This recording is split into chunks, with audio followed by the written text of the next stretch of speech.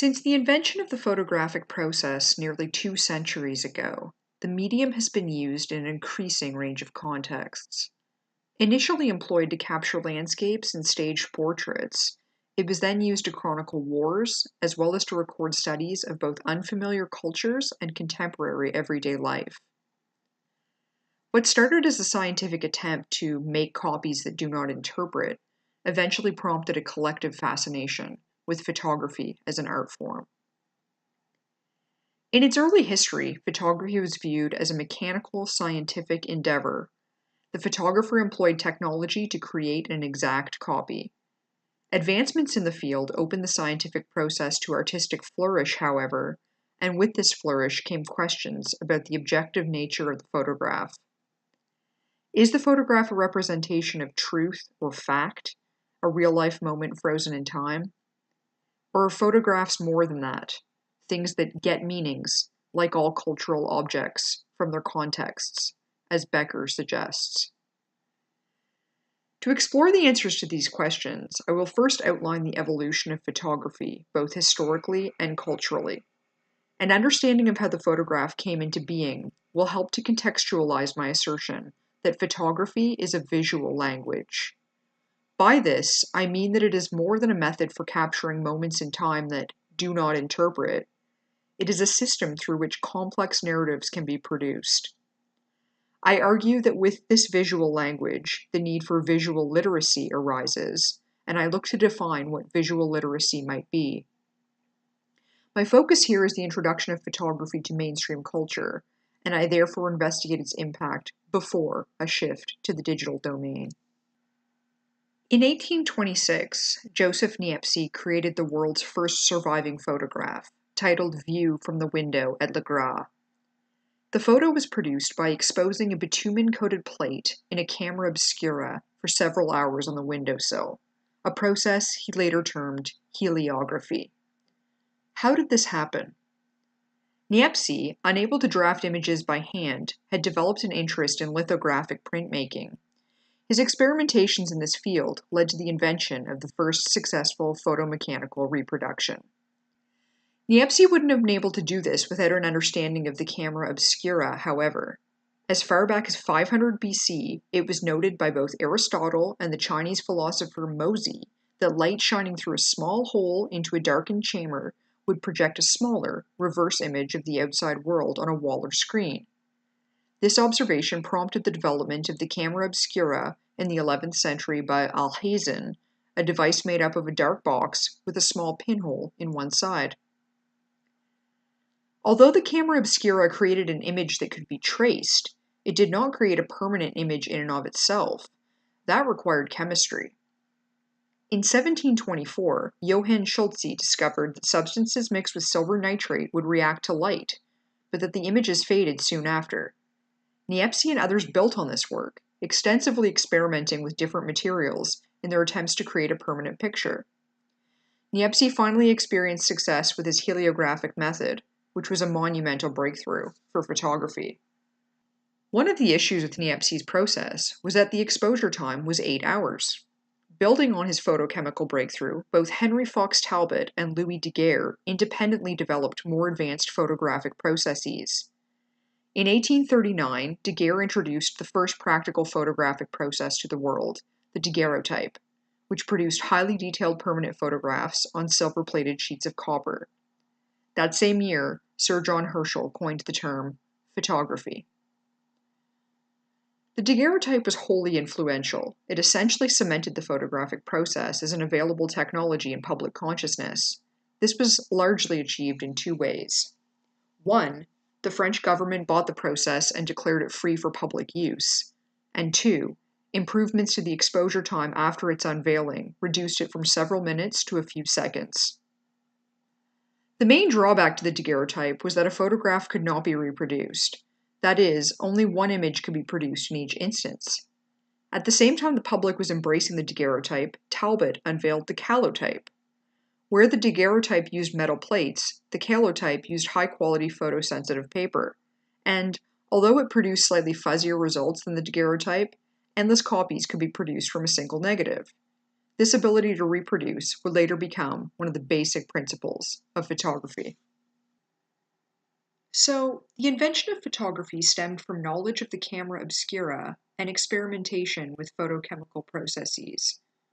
But what exactly prompted this experimentation? Was there a clear need for this technology at the time? If photography's invention did not directly depend on the impetus of a particular visual tradition, or even a demonstrable social need, then why did it happen? It seems to have emerged as a result of the cultural climate at the time, a time of cultural values and political policies that encouraged practical scientific experimentation and supported the development of commercially feasible applications.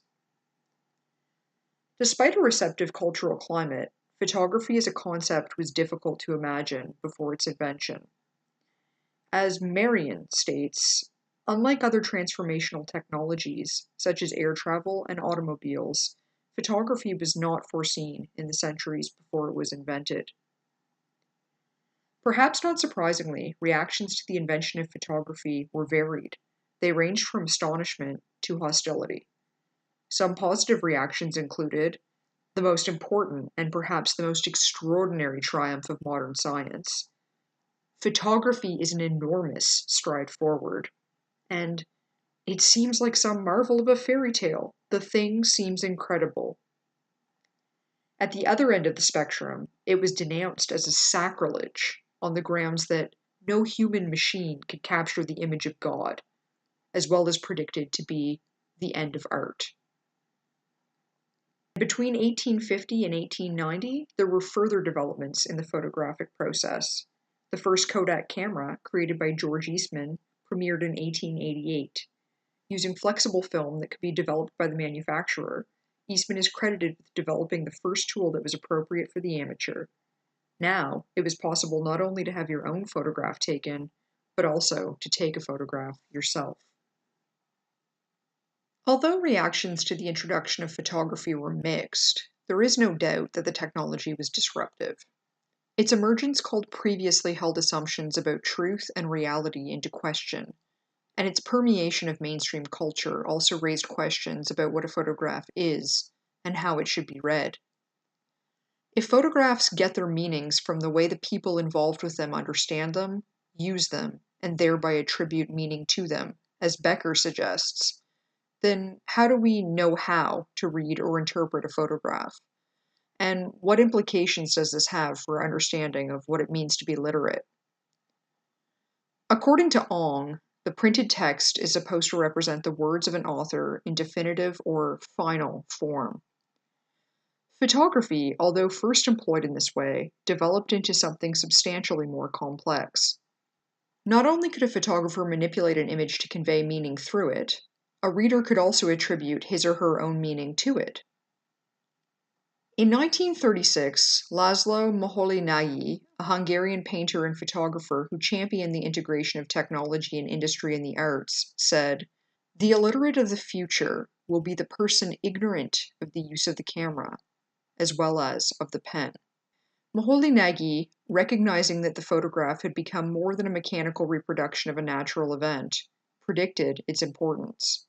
Photography, in conjunction with developments in the art world that we do not have the scope to explore here, challenged previously held assumptions about how we read and interpret artifacts in the world around us. This, I suggest, prompted a reshaping of what it means to be literate. In Writing Space, Bolter explores the concept of remediation, stating a newer medium takes the place of an older one, borrowing and organizing the characteristics of writing in the older medium and reforming its cultural space. Photography's pivotal role in the emergence of a new literacy then essentially remediated print. Although photography did not replace the print technology, its improvements on the older medium and its role in the refashioning of what it means to be literate can be viewed as a form of remediation.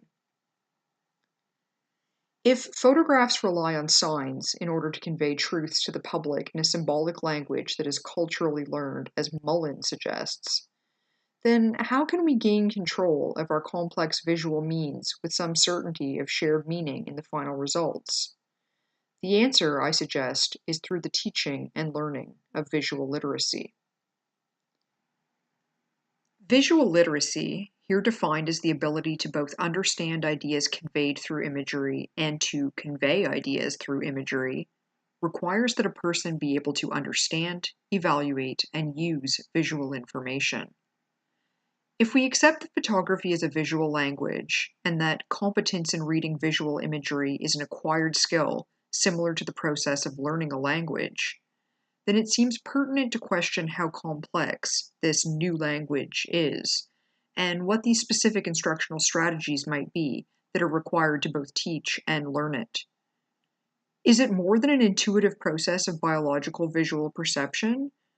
Does it require knowledge of a sort of visual alphabet, lexicon, and syntax? In this short documentary, I have tried to demonstrate that photography was instrumental in the emergence of visual literacy. I have also suggested that to be visually literate requires a specific skill set, and it is one that differs from verbal literacy. Through this lens, I have hinted at the educational implications, which are perhaps most clear in Dondis's A Primer of Visual Literacy, when she states, "If the invention of movable type created a mandate for universal verbal literacy, surely the invention of the camera makes the achievement of universal visual literacy an educational necessity, long overdue."